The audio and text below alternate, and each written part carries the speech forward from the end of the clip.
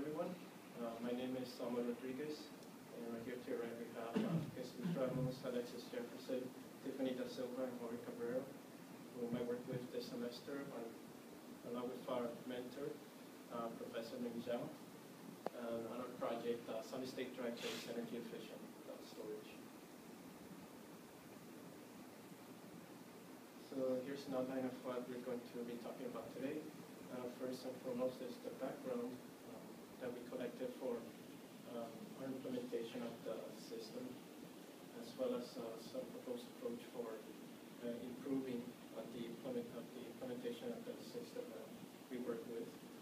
And the actual implementation, some web services and online powering tools that we use to evaluate our system and the actual evaluation.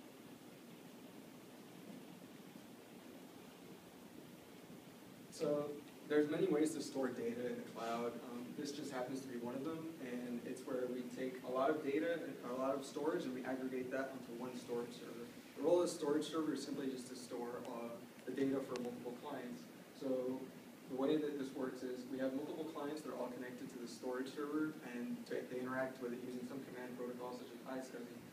And the applications on these clients issue requests to that storage server every time that data needs to be read. So our proposed approach is to use DM Cache, which was implemented by our mentor, Dr. Ming Zhao.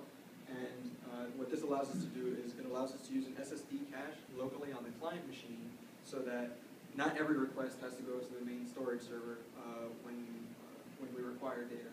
They've also implemented a daemon that allows us to take advantage of idle periods on the storage server to spin down the disks to save energy.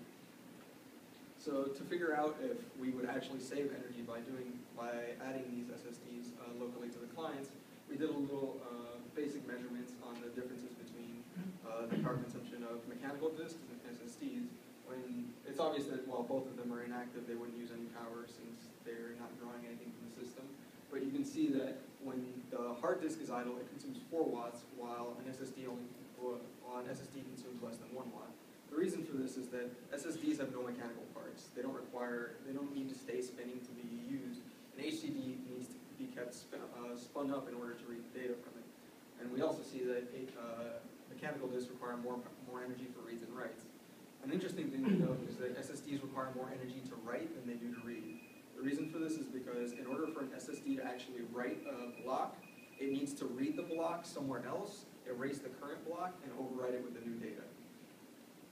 So we added 2 new cache management policies to DM Cache in order to facilitate better cache handling of blocks. So we implemented 2 policies, namely LRU and LFU. The first one is called least recently used. And what this policy does is if we haven't used a page for a very long time, we assume that we're not going to need it anytime soon, so it's a better candidate for eviction. And LFU, which is least frequently used, picks pages based on how often they're used. So pages that are used less often are evicted first. And some of the basic changes we had to do to accommodate this were we had to replace the old hash table implementation with a radix tree that's ordered by the sectors of the disk requests. And we had to add a linked list to manage the LRU and LFU schemes. This way, any candidates for eviction are located at the tail of this.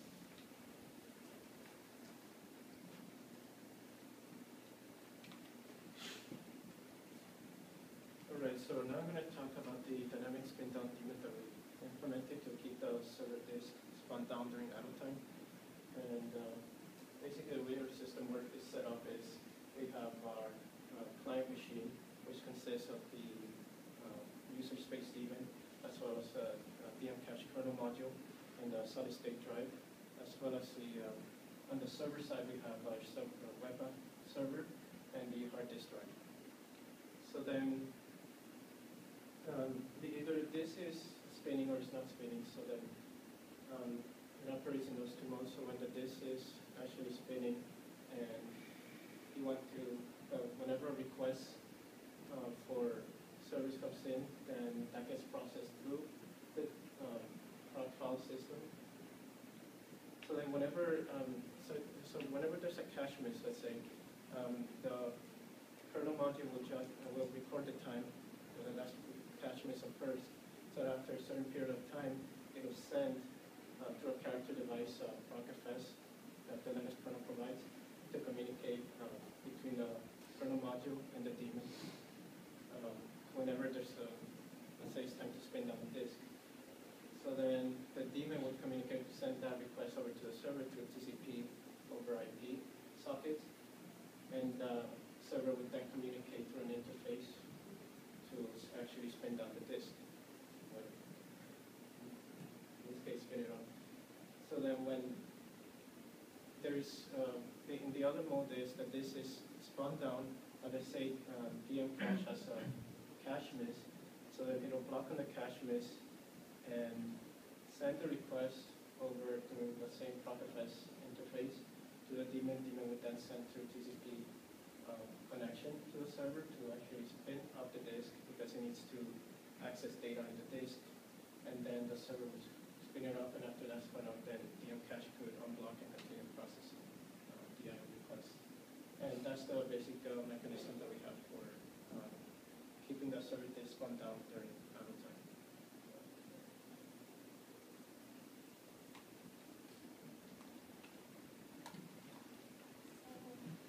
We need a way to measure power of our implemented system. The system consists of two nodes in the server. One represents the client, and the other represents the server.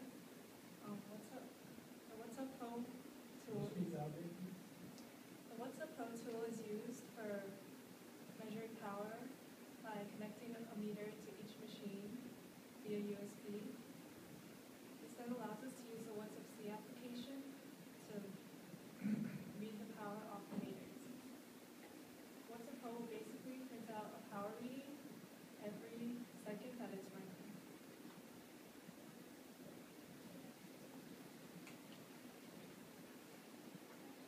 So we wanted to make it easier for our research group to essentially view the power consumption because we need to eventually evaluate it. So we decided to come up with a web application. The purpose of this web application was to display the data that we got from the tests that we would run. We would use the WhatsUp tool to measure it. And we're only going to talk about a couple of the important features of this web application due to time.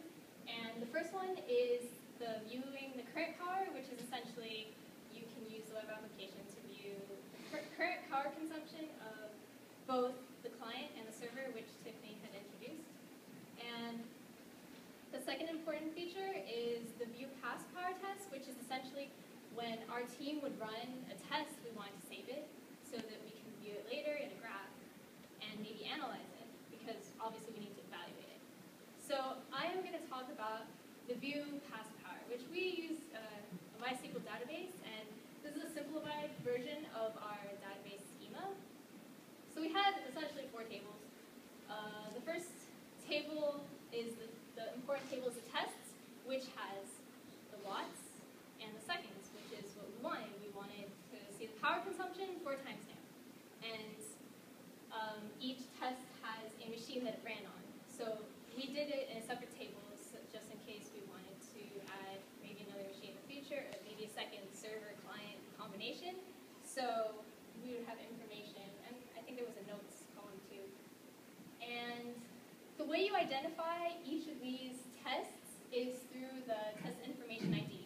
So we have another table that's called test information that holds all information about the test. Like it holds the nodes, the user can rank it, maybe whoever ran the test. So it's useful for separating the different tests that we have in this test table. And we included a test name table so that we can have multiple test names. So let's say our group wanted to rerun a test with the same name because maybe it didn't look right, or we wanted to see a second run of it.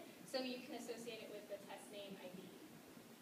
And I'm just going to show you like a quick example of how it sort of looked in the UI, which is it would show all the past tests that we have in like a little grid, and you can choose which tests you want, based off of the name, maybe start finding some notes about it and the rank. And then when you select the test, it would view all of the tests where the test ID equals the test that you selected. So you can view graphs, you can view grids and stuff like that. So that's pretty much it for past power. Okay, so another important feature of our web application is to view current power.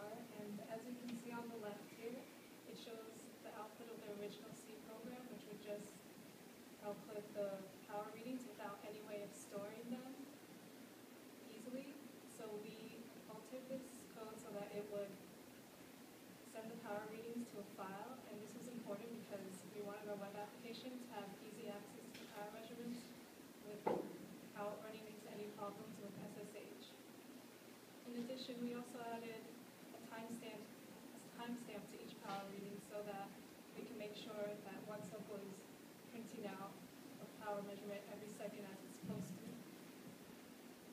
We also wanted to make sure that WhatsUp kept running all the time, and originally the WhatsUp C program would crash after running for long periods of time, so we implemented a script that would handle the crashes and keep WhatsUp running, and in the end, we were able to use the data to generate graphs shown on the right. So this is an example of how the UI interacts with our backend web application, and webapp.java basically gets power readings every 2 seconds or so, and from these power readings we take the wattage and the time and create a JSON object to send to the data store. The data store is then used to display charts and graphs, and when you update or add items to the data store, to also update the charts and the graphs for you.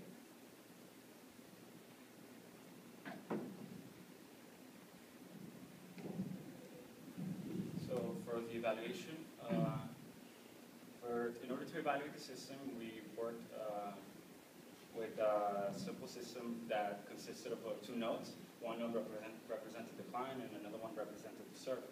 The difference between these 2 nodes is that the server contained the HDD that was used for main storage, and the client contained the SSD cache device that was used to cache the data going to the server storage.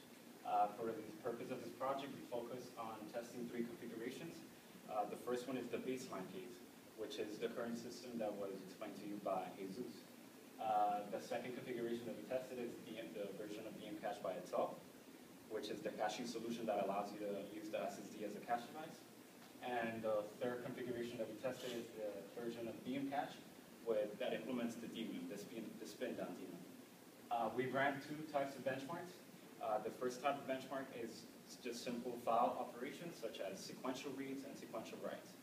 And the other type of benchmark that we ran, which was a simple emulation of a workload. And we used this benchmark in order to test if the daemon would actually spin down the disk for idle periods of I/O activity. So here we have 2 graphs that show the energy consumed for 2 different operations, for writes and reads. What these bars show you, they show you the aggregated energy consumption for both the server and the client.